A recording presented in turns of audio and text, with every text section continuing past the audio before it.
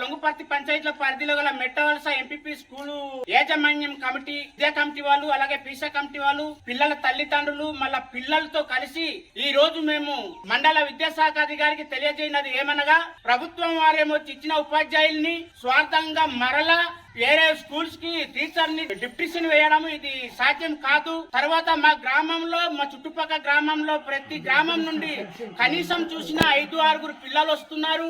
వచ్చిన పిల్లలకి విద్యా బోధన సక్రమంగా జరగాలంటే ఖచ్చితంగా 2 టీచర్లు ఉండి తీరాలి. ఇలాంటప్పుడేమొచ్చి ఇక్కడ టీచర్స్ కొరదా అని మేము పదే భావిస్తున్నప్పుడు మరలా మా నుండి ఇంకొక టీచర్ ని వేరే స్కూల్ కి పంపించడం ఇదైతే కరెక్ట్ కాని విషయం. ఈ విషయమై మొన్న 13 తారీఖునేమొచ్చి సోమవారం అనంతపురంలోనేమొచ్చి వినతి పత్రాలు ఎంఈఓ సార్కి, నోడల్ ఆఫీసర్ గారికి కూడా ఇవ్వడం జరిగింది. ఇచ్చిన వెంటనే ఎంఈఓ గారేమొచ్చి మమ్మల్ని తిరస్కరించినట్టు మాట్లాడటము ఎంతవరకు కూడా కరెక్ట్ కాదని మేమైతే మా తరపు నుండి చెప్తున్నాం.